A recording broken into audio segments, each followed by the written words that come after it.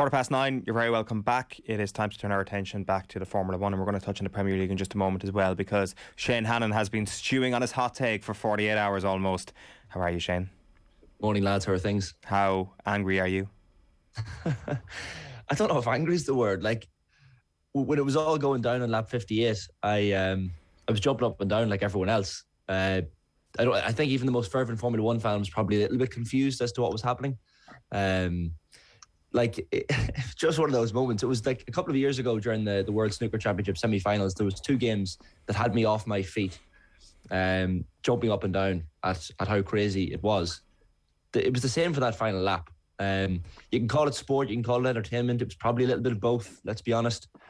But what ensued, I'm still confused about it. So, like, if I try and explain it to people in as simple a way as I can, like, the moment Verstappen comes into the pits for new hard tyres during the virtual safety car earlier in the race, Hamilton didn't. Now, Red Bull are in this position that they can do whatever Hamilton doesn't do because they're in the lead in the championship. All they need to do is finish ahead of him, and they've won. So they can watch what Mercedes and Hamilton do and do the exact opposite. Now, Verstappen made up a little decent chunk of time when he moved to those hard tyres, but then kind of times began to fade away. It was clear that Hamilton was going to go on and win this race. Didn't have enough to close the gap. Then the next Nicholas Latifi crash happens with under six laps left. Safety car comes out. The entire strategy attempt number 2 by Red Bull. They figure, right, we'll do whatever Mercedes don't do. So that stacked up the field. The safety car coming out, of course. We're used to seeing that. The safety car comes out. The field gets stacked. The cars come closer together. And Verstappen comes into the pits for soft tyres. So there were questions then about whether the race would restart from the grid, but Verstappen had nothing to lose at this stage. So it didn't matter whether Verstappen was running in 2nd or 12th if the race had restarted, as different journalists are pointing out. The point was Hamilton stayed out. So he was expressing a concern about his tyres during this time. This is the brilliant thing about Formula 1. I know you lads have talked about it already this morning. The entertainment level and what you can hear on the radios is quite extraordinary. But what unfolded with Verstappen taking these new tyres, the race did restart. We didn't know if it was going to restart. We didn't know if the race was going to end on the safety car. Can I ask Shane, sorry to interrupt, as somebody who doesn't understand, why did Hamilton not get his tyres changed? What would have happened? Well, essentially Hamilton wasn't sure whether the race was going to restart or not. Nobody was sure. But Verstappen, you see, Mercedes had to make the call, so they decided, right, we don't know if this race is going to restart. If we pit and we go into the pits and get new tyres, Verstappen will be ahead of us. There is no doubt about that. So Red Bull could make that decision easily because they're already losing the race. I mean, they're coming second. As I said, if Verstappen comes 12th or second, it doesn't matter. He's lost the World Championship. So pitting was an easy decision for Red Bull. For Mercedes, they're thinking in their heads, okay, this is a risk because if the race doesn't restart, if this stays under the safety car, which we've seen happen before, and you mentioned Spa, like I was there when the farce happened and the race was given, half points were given out because the race technically finished under a safety car. I thought that was going to happen. I actually was watching the end of the race on Sunday afternoon, and I was thinking this safety car will be there until the checkered flag. Hamilton will be champion, and that's it. So Red Bull made the decision to pit, assuming that might happen also. There's nothing to lose for them here. Look, it doesn't change the controversial aspect of what happened. Verstappen had the advantage. He can do whatever Mercedes doesn't do.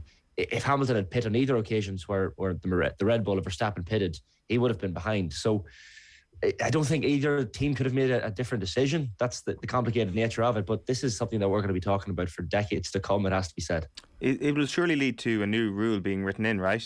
Where they will say that if there is less than 2 laps remaining in the race, we cannot finish this thing behind a safety car. Is that just what needs to get written into the rule book here? Because the thing is, from what you're saying there, had Mercedes known what was going to happen, they obviously would have pitted Hamilton, right?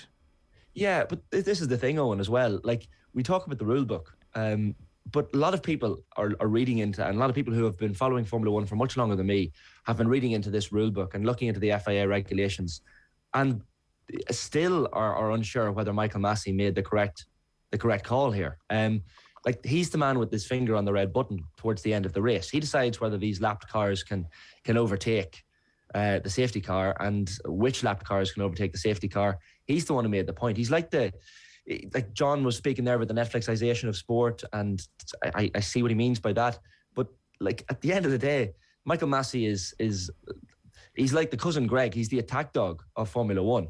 He's like he is the person who is probably has just brought so many more hundreds of thousands of viewers to Formula One for next year. Are we sure it's not Tom Wamsgams here a little bit? I think cousin Greg lost 750 million. That's not great. Well, that's true. But like, he's the guy who has to bring more fans into Formula One. Now, whether or not he made that decision because of those reasons on Sunday, we will never know. The fact of the matter is, lads, and this is something that people are forgetting. Yes, Lewis Hamilton looked the stronger racer on Sunday afternoon, but realistically, Max Verstappen, qualified on pole. He had most poles throughout the year. He had the most podiums throughout the year. He had the most points clearly throughout the year. He had a P9 in Hungary earlier in the season, but besides that race, he finished in the top 2 in every single race across the season. He was the most consistent driver across the year. So you cannot question his deserving of winning this world title. Now, Lewis Hamilton will be back, of course, next year, but really, Hamilton, he led 51 of the first 57 laps so of course you're going to feel for the man. But really, Max Verstappen is a deserving champion, and I think Lewis Hamilton's quiet nature that you mentioned earlier, Eoin, after the race probably hints at that. Like on the podium, he was quite quiet. He sat in the car, didn't say anything. Some people suggested that's because he was waiting for these investigations to come through and Mercedes to do their thing with the FIA. But really, I think he just accepts the fact that he can't fault Max Verstappen winning this. Piers Morgan tweeting. Oh, he's there. You're robbed back by rule bending officials. It's a joke, but look, this is what the British media do anyway. Lewis Hamilton is a fantastic champion, and he's gained a lot of fans probably since the weekend even as well. But you can't take it away from Max Verstappen. In fairness, the sitting in the car thing, like I can relate with that. Like I sometimes just drive home and just sit in the car for a while, and I'm just too lazy to get out of the car. I'm just too tired. I just want to sit here for a few more minutes, to be quite honest with you. So I can completely appreciate that. Shane, why do you think everybody hates entertainment so much? Well, why have people become so lacking in fun and lacking in joy that they've started to question whether or not entertainment's a good thing? This is the thing. I think people, the real fervent sports fans, think, and ones who maybe tuned in for the first time for Formula One in a long time at the weekend, they just had a sour taste in their mouths. They thought, this isn't sport. But this has always been Formula One. This is what happens. Crazy things happen. The FIA make decisions that eventually ultimately determine the outcome of races. That's just what the sport is. They have to do something. Someone in that room with Michael Masi in that room has to make a decision, and it has to be a split-second decision. You feel for the guy, because I looked at a poll yesterday on Twitter, and someone, a Formula One journalist, there was maybe 1,000 replies to this poll, asked, what would you have done? What do you think was the right decision? And the 4 options, I can't remember the exact 4 options, but one was Michael Masi made the right call. One was the race should have been restarted, red flagged and restarted from the grid, and the final lap or 2 finished that way. Some people felt like the safety cars, the lap cars shouldn't have been allowed to overtake the safety cars. Of the options, there was essentially an even split between the 4 options.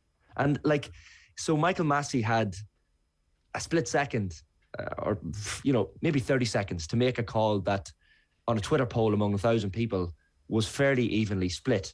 I still think it was a controversial end, and it will be talked about for some time to come. And I don't know what the right call was. I feel bad for Lewis Hamilton, but at the same time, Mercedes had they made a couple of bad calls potentially during the race, but hindsight's 2020, and Max Verstappen overtook him on the final lap, as you said as well, Ger. So yeah, really, it does leave a bad taste in the mouth, but at the end of the day, it is what it is. That's the sport. Yeah, and where it's entertainment, as Eoin wants. Can I ask you about what happens next in terms of that rivalry? I'm just Googling the age there. Lewis Hamilton's 36, and he has kind of hinted in the past that he might finish a little bit earlier than maybe expected. Schumacher retired, I think, at 38 for the first time, and then came back 3 years later and did another couple of seasons. So what's realistic for him to continue over the next few seasons and to build this rivalry and to take the sport to the crescendo that it seems like it's trending towards? Yeah, like Hamilton, even in advance of the last race there, was asked about the 8th world title and was he focused on winning this 8th world title and beating Michael Schumacher's record? And he was saying, it doesn't interest me, I haven't really thought about it, but that we all know that's a lie. He's sitting on 7 with Schumacher now. Schumacher, his hero, essentially. Of course he wants to overtake him. He's not going to quit until he gets another 2 or 3 years. The thing about it is, he spoke about Valtteri Bottas being an incredible teammate at Mercedes. But George Russell comes in next year to Mercedes, into that seat. And Bottas heads off to Alfa Romeo. Like, George Russell is a driver who can challenge Lewis Hamilton. We could see a trio of Hamilton, Verstappen and Russell challenging for the world title next year, essentially. That's how good I think George Russell is. So all of a sudden, he's got a teammate, not like Valtteri Bottas, who's a great little teammate who helps him out and, you know, keeps Verstappen at bay the odd time. But he's got a teammate now who's challenging him as well, which is probably going to fire a rocket up his ass, to be honest. Lewis Hamilton wants that. At 36 years of age, you need some further motivation to stay in the sport, without a shadow of a doubt. You talk about good teammates, like a word has to be said for Sergio Perez. Checo Perez kept Hamilton at bay, and that's another reason why they won at the weekend. He kept him at bay for a few laps, and extraordinary driving by Checo Perez to do that and kind of hold him up and let Max kind of close down the lead for a bit. Ultimately, onto the safety car, it didn't really have much of an impact, but Bottas started P6, Checo Perez started P4, so he had an impact on the race. Bottas didn't. But in terms of the rivalry, Ger, like, Verstappen's going to win multiple world titles. You look at the age profile of the Formula One grid at the minute. You've got, I guess, some of the older guys like Hamilton, like Sebastian Vettel, Bottas as well. Kimi Räikkönen's gone. Fernando Alonso is still there. But really, the curve is heading downwards. You've got George Russell, you've got Max Verstappen, Mick Schumacher. You've got all these drivers coming through who are going to dominate the sport over the next couple of years. This rivalry is not going to last long. It's going to be a year or two, I'd imagine, until Lewis Hamilton hangs up his helmet, or whatever the F1 term for retirement is. I'm looking forward to next year. I think next year is going to be fireworks. But I don't think Hamilton wants to go out this way. You know, he wants to win that 8th world title, and next year is going to be fascinating with George Russell in the other Mercedes seat. We've seen it. Like, we've seen what George Russell can do in a Williams car. George Russell has got points before in a Williams car. Now, it's on a par with Haas probably in terms of the worst car in the grid, and that's what he can do in the worst car in the grid. So stick him into a Mercedes, and let's see what he can do. Plenty of comments coming in, as you can imagine, on this. Shane has said, don't forget the start of the race where Hamilton should have given his position back to Max. Andrew says, looking forward to the courtroom episode of Drive to Survive. And In God We Trust says, so can they only appeal to the organisation itself to look into potential corruption within the organisation? Doesn't sound dodgy at all. Basically, I think In God We Trust wants to see this go all the way to Cass. It's a fair point. Like, it's a fair point. And the word you mentioned earlier, Eoin, manipulated. Like, that's what Hamilton said over the radio. It's the only thing. And if you watch it back now, it is like a Shakespearean drama. That final lap, everything that happened. So much was happening in such a short space of time. My jaw was on the floor watching it. I didn't know what way to look. And all you hear over the car radio from Hamilton, you obviously hear the Toto Wolff, which John Duggan, by the way, did a stellar impression of a few minutes ago. But the moment where Hamilton just goes, when just before the final turn, when he realizes there's no catching Max Verstappen, he's 2.5 seconds ahead, he just says, "This is manipulated, man."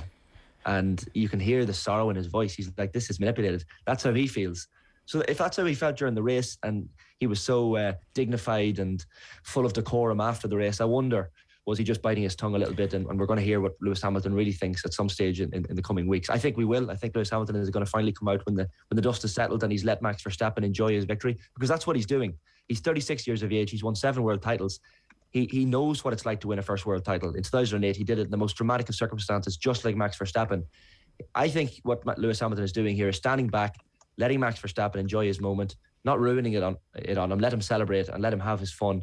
And then in a few weeks, when the dust is settled, he's going to finally tell us what he really thinks about this decision about the FIA. That's my take anyway. But look, it's just a fascinating finish to what a fascinating season. We still haven't heard from Wolff, though, have we? In a public setting, like, he's probably saving the exclusive for someone. He's going to go and sell it to Oprah, and he'll be like, "Screw you, Formula One channels. This is what I'm doing with my exclusive," because that's what we want. That's the final piece in the jigsaw, from my perspective anyway. The appeals are probably all going to be rejected, right? I think that's what we can all accept over the course of the next little while, that the result will stand. But it's just that Toto Wolff interview, which I'm going to be really interested in.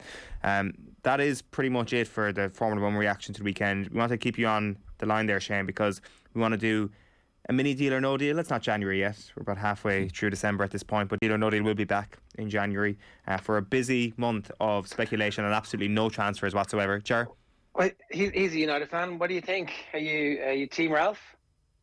Ralphie's at the wheel, lads. Ralphie's at the wheel. No, it's going to take him a little bit of time. 2 wins, 2 clean sheets, granted against Palace and Norwich. But I like the cut of his jib. I like the way he talks. It's not like Ole Gunnar Solskjaer post-match interviews where, after a defeat or after a narrow 1-0 win away to Norwich, Solskjaer might say something like, "This is United. We are United. We are, we're doing something here. We have a plan." Solskjaer didn't have a plan. And let's be honest, I still like the guy, and I still think he's the best manager since in the post-Ferguson era that Manchester United have had. But is he? Rangnick, was he?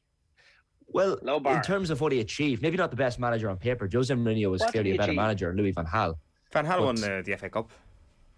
He did, of course. And look, I say that in the knowledge that Solskjaer didn't win a trophy at United, but in terms of what he created at the club, the signings he brought in, what he did with the younger players as well, and most importantly, the attitude the fans had, starting to enjoy games more. Like under Mourinho and Van Gaal, it was torturous watching United, not just because of results, but because of performances. And Solskjaer changed that. He changed the way they played. And look, he can't take all the credit for that. I'm sure there's coaching decisions as well behind the scenes, but really, from an enjoyment perspective, I think he's the best manager United have had in the post-Ferguson era. Well, Rangnick's doing what he's doing so far. It's going to take a little bit of time to bed in, but he's got a seriously tasty group of fixtures coming up in terms of ease. So as long as they happen, should be winning. Say it again. As long as the fixtures actually happen, of course. That's this is the thing. Yeah, it's hard to know. One deal to put to you then. In the Netherlands, Frankie de Jong's father has said that the top 5 clubs in Europe all want his son. Bayern Munich or Manchester United are believed to be interested. However, his dad says either destination could be a hard sell because it's often bad weather there. Should Manchester United sign him? The bad weather comment, I mean, who's going to have sympathy for these footballers on, the multi-millionaire footballers who can't play in bad weather? I think, look, his father's probably just... Does it not rain along the Netherlands as well? I'm sure it does. Yeah, you're just off the North Sea there. I'm sure you get a little bit of bad weather. Enough moisture to grow nice flowers anyway in the Netherlands. But like top 5 clubs in Europe. So is he saying that Manchester United are one of the top five clubs in Europe? Is that his point? He says the top 5 clubs in Europe want his son. So I assume he's including United in that. Yeah, for some reason. But it's a nice positive obviously he's tint you put on it there. It's a good signing. Of course, Frankie de Jong's a good signing. I think, and as someone made the point last night, was it Pat Nevin last night, or someone maybe recently making the point that he should probably bring in a load of German players, and that's probably what he's going to do. Like if anyone's going to know the top players in the Bundesliga that are being unnoticed and underrated, then Ralf Rangnick will. So, look, Frankie de Jong, clearly that's a position that United need, but maybe he wants to come and join his mate Donny van de Beek and sit on the bench, because Van de Beek was extremely highly rated before he joined United. So if Frankie de Jong is on the phone to Donny van de Beek in any way, shape or form, he will be told to stay well clear of Manchester United, I think. So I'd be surprised if he went to Old Trafford. Yeah, so would I. Deal or no deal, Ger? No deal. No deal. Okay. I see that. I like that little taster. We've probably got you in the appetite now for the January transfer window to slam open on the 1st of January and deal or no deal. It's going to be wild. It's going to be wild. Like all that Newcastle money sloshing around. Like Pogba going. I mean, they've got to get rid of as many players as they can in this transfer window to give them a nice clear run at the summer. Yeah, they certainly will. It's going to be very interesting. Shane, good stuff.